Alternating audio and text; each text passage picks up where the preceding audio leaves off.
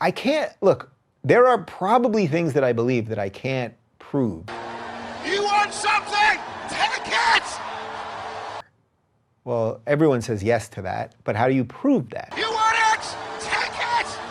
How do you actually prove that? Is that actually provable? I don't know. The power of the Holy Ghost! Take it!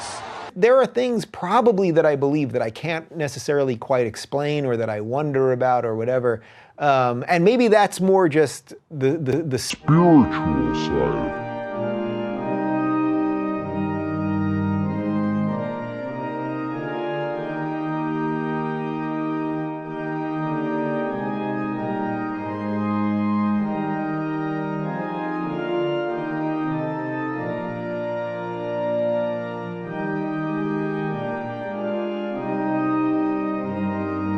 God, Jesus, Voldemort, Optimus Prime, Kylo Ren, Falcor, Donald Trump.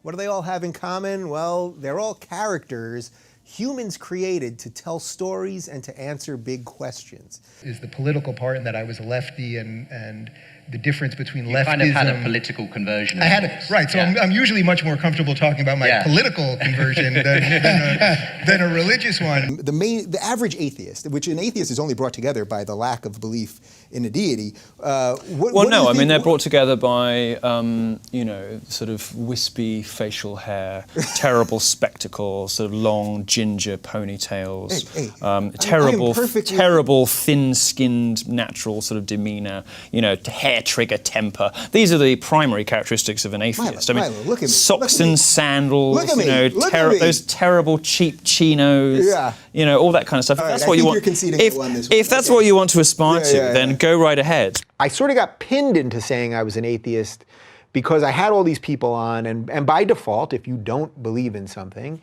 I was at a service that was actually at a church in Pasadena in Los Angeles, hosted by Dennis Prager, that I'm sure many of you guys know about.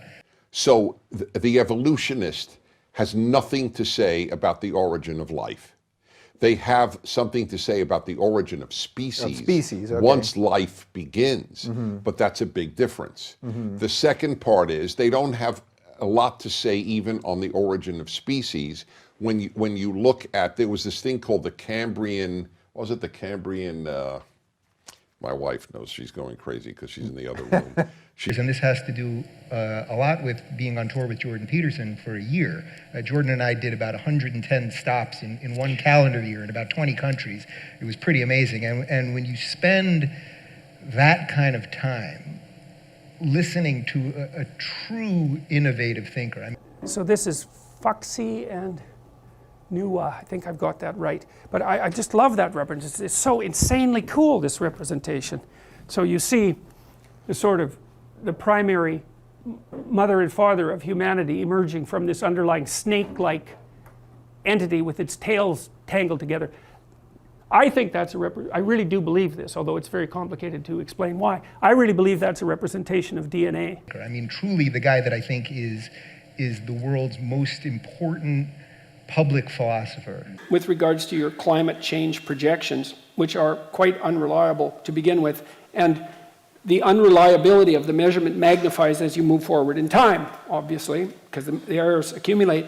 And so if you go out 50 years, the error bars around the projections are already so wide that we won't be able to measure the positive or negative effects of anything we do right now. So how in the world are you going to solve a problem when you can't even measure the consequence of your actions? You believe in something else, even if I can't completely articulate what it is. I think Jordan has gone a long way to articulating the type of thing that I believe in. Well, I didn't sleep that month. I didn't sleep for 25 days.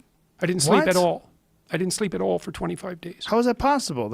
I'll tell you how it's possible. You lay in bed, frozen in something approximating terror for 8 hours, and then you get up. Oh my God. Oh yeah, not and good. this is from fucking cider, from cider. That's what we thought, yeah. Talking about his biblical lectures and talking about his perspective on life, and that there has to be a bedrock of something that is real and true outside of us.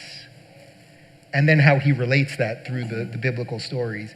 It moved me. Let's just say it moved me to a bigger house. If I told you right now, with all the cred that I've gained from you guys, that I rode a winged horse to the studio today, you'd say that I was totally bonkers. One thing I did notice is I had seen, just watching some of your videos, that there definitely been a progression in your thinking on this. And probably if you go back a few years, I think you had said along the lines of you probably thought of yourself as an atheist, but evidently that's not quite the case anymore. All this really means is applying the same standard of belief in pretty much anything else you do in your life to the biggest questions of the universe. You don't just believe magical pictures come out of your television. Scientists and engineers created the correct conditions for your TV to exist.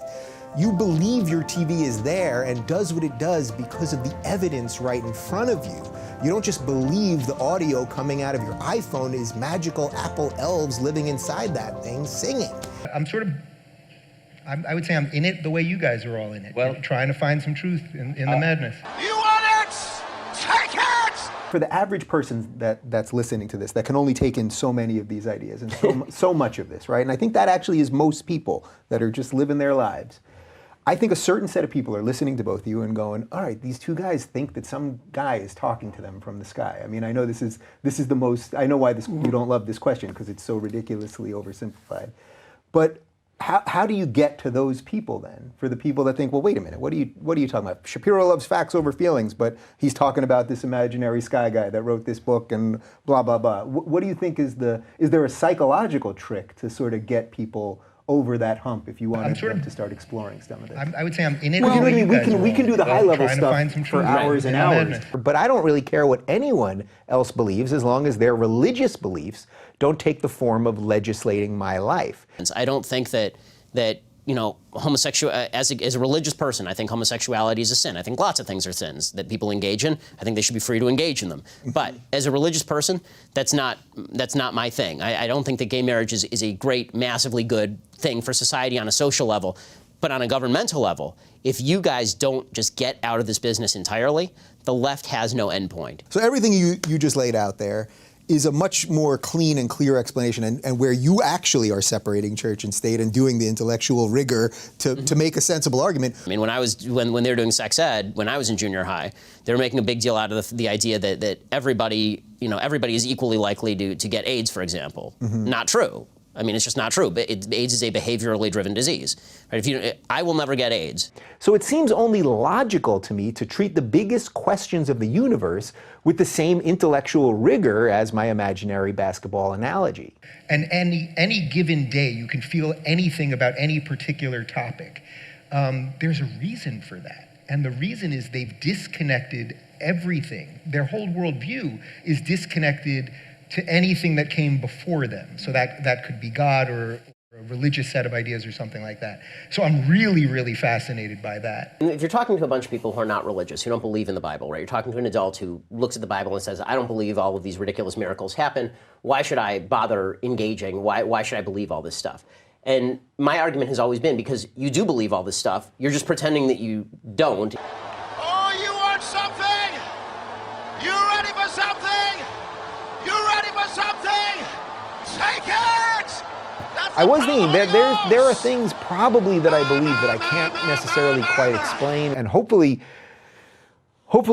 when you get in a conversation and people are at each other's throats, you'll be like, you know what, you should watch this video right here because that will encapsulate what I think about this, or it's the best explanation of how do we get out of this malaise or any of that stuff. Okay. I will never get AIDS. Do you enjoy the Serfs brand of humor, but also want to have daily news from the Serfs? Then you should check out our brand new channel, The Serf Times.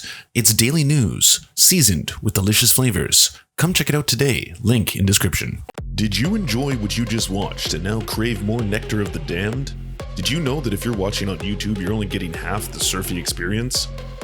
We upload all of our content commercial and censorship free to our Patreon. Due to the general demonetization of our videos, we now upload half of our original content directly to those who can help us produce this show. Want even more nectar than that? Well, come join us at twitch.tv/TheSerfsTV, where we do weekly live streams, debates, interviews, AMAs, and more. If you're an Amazon Prime member, you can help support our show 100% free by subscribing to our Twitch channel. So come join us, be merry, and know that your support is helping us do great things. Like pay rent and eat. Hearing that a guy talked to a burning bush doesn't prove anything other than that he might be crazy or took some really great magic mushrooms. We would first and foremost like to thank our god Nicholas Marks, we worship at your temple. We would like to thank our monarch, Elsie Hupp. Your generosity has made this entire thing possible. We would like to thank our lords, Ricky Pilgrim, I'm Raft, and Michaela Schmidt. You are the pillars of our organization.